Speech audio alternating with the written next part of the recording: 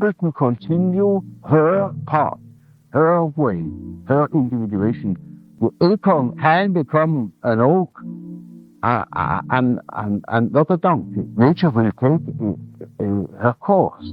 She will become that which she is from the beginning. Now, having seen such cases, quite a number of such cases, that of course has given me a motive to study the archetypes, because I began to see that the structure of what I then call the collective unconscious is really a sort of agglomeration of